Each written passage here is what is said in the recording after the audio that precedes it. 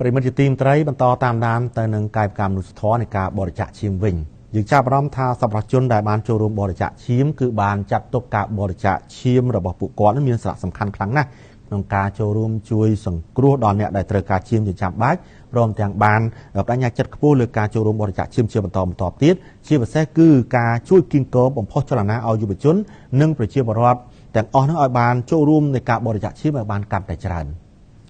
សមាគមធនាគារនៅកម្ពុជា ABC និងសមាគមមីក្រូហិរញ្ញវត្ថុកម្ពុជា CMA សហការជាមួយនឹងមជ្ឈមណ្ឌលជាតិផ្ដល់ឈាមកម្ពុជាបានរៀបចំកម្មវិធីបរិច្ចាគឈាមដោយព្រឹត្តិការណ៍នេះមានគោលបំណងចូលរួមចំណែកបំពេញតម្រូវការផ្គត់ផ្គង់ឈាមនៅតាមមន្ទីរពេទ្យនៃប្រទេសកម្ពុជាព្រមទាំងលើកកម្ពស់វប្បធម៌នៃការបរិច្ចាគឈាមដោយស្ម័គ្រចិត្តនៅក្នុងវិស័យធនាគារនិងហិរញ្ញវត្ថុជាក់ស្ដែងកម្មវិធីបរិច្ចាគឈាមនេះមានការចូលរួមយ៉ាងច្រើនកកកពីថ្នាក់ដឹកនាំធនាគារជាតិនៃកម្ពុជាថ្នាក់ដឹកនាំគ្រឹះស្ថានធនាគារនិងមីក្រូហិរញ្ញវត្ថុមន្ត្រីនិងបុគ្គលិកធនាគារជាតិនៃកម្ពុជានិងបុគ្គលិកគ្រឹះស្ថានធនាគារនិងមីក្រូហិរញ្ញវត្ថុប្រមាណជា500នាក់ការបរិច្ចាគឈាមនេះមន្ត្រីរាជការនិងបុគ្គលិកមកពីគ្រឹះស្ថានធនាគារនិងហិរញ្ញវត្ថុនានាបានបង្ហាញនៅសកម្មភាពមនុស្សធម៌ដ៏ប្រពៃនិងមានតម្លៃបំផុតក្នុងការចូលរួមលើកស្ទួយការងារសង្គមព្រោះគណៈដែលសង្គមបច្ចុប្បន្នកំពុងតែមានតម្រូវការឈាមដើម្បីជួយដល់អ្នករងគ្រោះនិងងាយរងគ្រោះនោះស្បាយចិត្តដែលឃើញសមាគមធនាគាររួមទាំងសមាគមមីក្រូហិរញ្ញវត្ថុបានចូលរួមគ្នាបង្កើតកម្មវិធីនេះហើយបន្តខ្ញុំដឹងនេះគឺជាកម្មវិធីលើកទី3ដែលគាត់រៀបចំឡើងហើយសង្ឃឹមថាគាត់នឹងបន្តអនុវត្តនេះទៅមុខទៀតដើម្បីជួយទៅដល់សង្គមជាពិសេសទៅដល់ប្រជាជនដែលគាត់មានតម្រូវការទៅលើឈាមខ្ញុំគិតថាវាជាការរួមចំណែកសំខាន់មែនទែនព្រោះថាយើងគិតថាអញ្ចឹង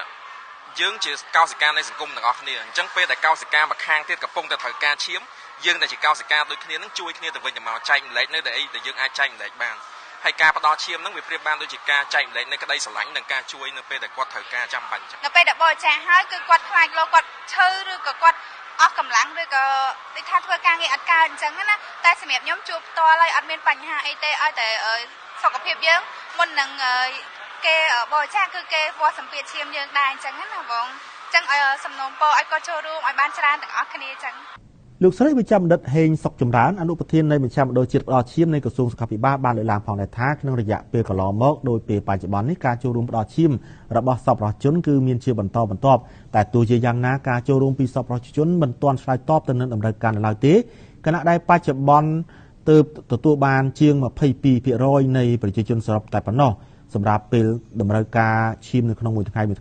ត្រូវការប្រមាណពី300ទៅ380ផ្លោកនៅក្នុងមួយថ្ងៃដែលជាចំនួនមួយខ្ពស់គួរសមស្របពេលដែលវិស័យសុខាភិបាលនៅកម្ពុជាកំពុងតែមានការជឿនលឿនសប្តាហ៍ថ្ងៃនេះមជ្ឈមណ្ឌលជាតិផ្ដល់ឈាមរបស់យើងមិនទាន់បានទទួលបានឈាមពីសប្បុរសជនដែលគាត់បរិច្ចាគឈាមដោយស្ម័គ្រចិត្តនឹងមិនទាន់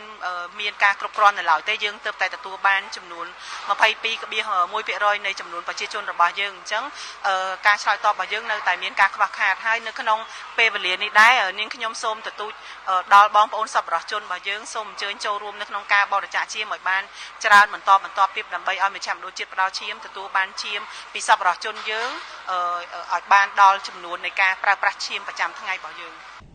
លោកអង្គមិញទឹកដែលជាសមាជិកក្រុមប្រឹក្សាភិបាលសមាគមធនាគារនៅកម្ពុជាបានថ្លែងអំណរគុណដល់ថ្នាក់ដឹកនាំនិងបុគ្គលិកគ្រឹះស្ថានធនាគារនិងហិរញ្ញវត្ថុទាំងអស់ដែលបានចូលរួមក្នុងកម្មវិធីបរិច្ចាគឈាមក្នុងនោះជុំវិញវិស័យធនាគារនិងហិរញ្ញវត្ថុបានកសាងឡើងតាមរយៈការបង្កើតទំនុកចិត្តពីសាធារណជននិងផ្អែកទៅលើប្រតិបត្តិការអាជីវកម្មប្រកបដោយការទទួលខុសត្រូវនិងការបដិញ្ញាចិត្តចំពោះសង្គមនិងសហគមន៍ទំនួលខុសត្រូវរបស់យើងក្រៅពីការផ្ដល់សេវានិងផលិតផលហិរញ្ញវត្ថុគឺបានរួមបញ្ចូលនៅការបណ្ដុះនៅស្មារតីសាមគ្គីក្តីមេត្តានិងសុខុមាលភាពរបស់ប្រជាពលរដ្ឋកម្ពុជាជាក់ស្ដែងគំនិតផ្ដួចផ្ដើមនៃការរៀបចំកម្មវិធីការបរិច្ចាគឈាមនេះគឺស្របតាមយុទ្ធសាស្ត្របញ្ចកោណរបស់រាជរដ្ឋាភិបាលដែលផ្ដល់អាទិភាពដល់សុខភាពនិងភាពធន់របស់ប្រទេសកម្ពុជា